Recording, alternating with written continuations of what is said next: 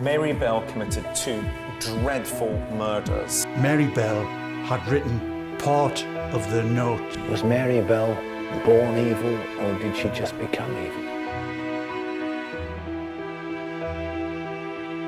After reading the thumbnail and title, you might be shocked that how can a small, innocent girl become the youngest serial killer?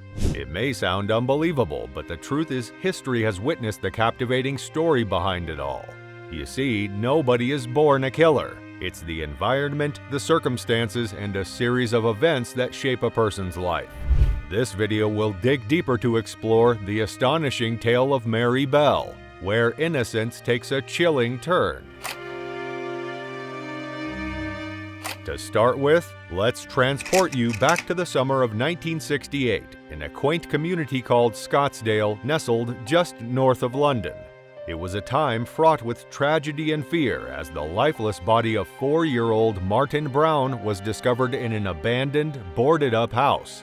The scene was gruesome, with blood and saliva staining his cheek, yet no apparent signs of violence. Initially, the police believed it to be a tragic accident, but little did they know that it was just the beginning of a horrifying ordeal. A few weeks later, another innocent soul met a gruesome fate. 3-year-old Brian Howe was found lifeless in an industrial area where children used to play. The details of his demise were even more disturbing. Brian bore strange wounds on his frail body, puncture marks on his thigh, partially mutilated genitals, and clumps of missing hair. But that wasn't enough. Someone had callously attempted to carve the letter M into his tender belly using a razor blade. Nearby, broken scissors were discovered, a haunting symbol of the savagery that had unfolded. The investigation took a sinister turn as the police noticed the peculiar behavior of 2 young girls. 13-year-old Norma Bell, seemingly unaffected by the gravity of the situation, appeared oddly excited about the murders, wearing a perpetual smile during questioning. 11-year-old Mary Bell, on the other hand, evaded the police's queries, her demeanor cloaked in an eerie aura of strangeness. Though unrelated by blood, these girls shared a connection through their unsettling actions, drawing the attention of investigators. There was no doubt in the court, given all the evidence, that Mary had strangled the 2 little boys, despite her denials. As the police delved deeper into the case, Mary's behavior became increasingly suspicious. She claimed to have seen another boy with Brian on the day of his murder, recounting how he had wielded a pair of scissors and struck the young victim. However, as the investigation unfolded, it became clear that the boy she implicated had a solid alibi, casting doubt on Mary's account. Then a breakthrough occurred. Norma Bell, burdened by the weight of their terrible secret, confided in the police. She revealed that Mary had confessed to the killing of Brian, even leading Norma to his lifeless body.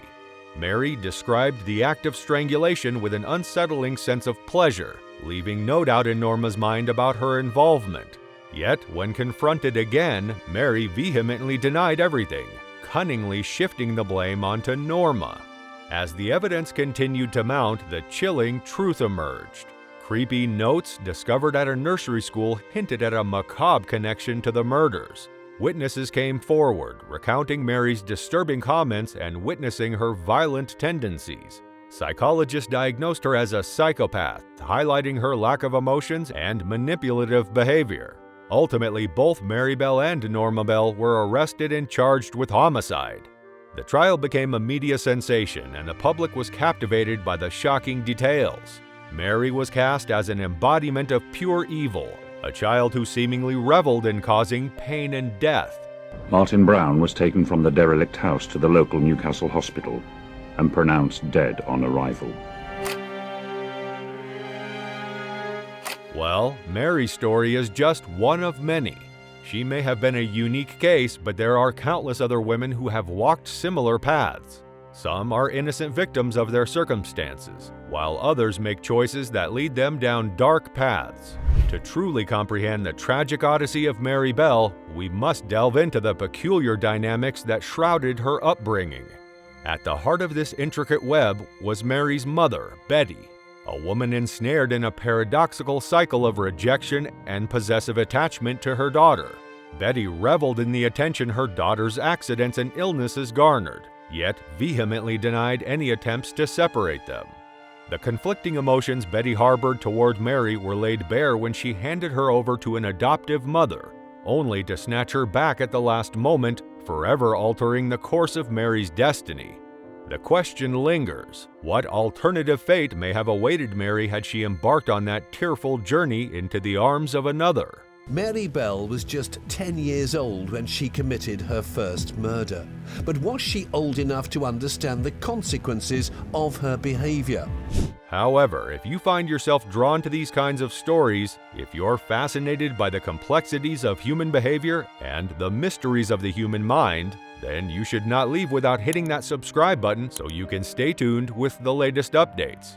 By joining the channel, you'll be surrounded by like-minded individuals, seekers of these intriguing instances, and together we'll delve into the depths of these mysteries and explore the intricacies of the human psyche. So don't forget to like the video and subscribe for more captivating content. As we venture deeper into Mary's troubled childhood, the labyrinthine layers of her experiences come into focus. Enduring not only a litany of abuses, but also the agony of isolation, Mary found herself an outsider, perpetually shunned by her peers. The profound loneliness and detachment she suffered birthed a tempest of emotions, often erupting in violent outbursts of punches and kicks. However, within the kaleidoscope of her tumultuous existence, one pivotal incident stands out as a tragic turning point. A friendship forged with a 5-year-old girl, only to witness her untimely demise beneath the wheels of a merciless bus. The weight of this traumatic event, borne by a fragile child, fueled Mary's escalating aggression, leaving us pondering, what chance did Mary Bell truly have amidst such darkness? The case of Mary Bell asks some difficult questions about nature versus nurture. Within the shroud of Mary Bell's life, a contentious debate emerges, forcing us to question the roots of evil. Is she a product of her environment, a hapless victim ensnared by her circumstances? Advocates for the former argue that Mary's tumultuous upbringing, marred by abuse and trauma, forged the path towards her heinous acts. They posit that anyone subjected to such horrors would inevitably succumb to their inner demons. On the contrary, proponents of the nature argument propose the existence of an inherent predisposition to evil, with external triggers or influences acting as catalysts. Like a dark tapestry woven from threads of despair and tragedy, Mary's life bears witness to the interplay of these forces, its true complexity revealed in the tangled weave of pain, manipulation, and profound psychological disturbance. Are you brave enough to explore the shadowy realms of human darkness? If yes, then this channel has got the most captivating stories, enough to shiver down your spine and leave you craving for more. Hit that subscribe button and get ready to uncover the hidden truths. Oh, and don't forget to show us some love by smashing that like button. After all, we're in this together, seeking thrills and unraveling the enigmatic side of life.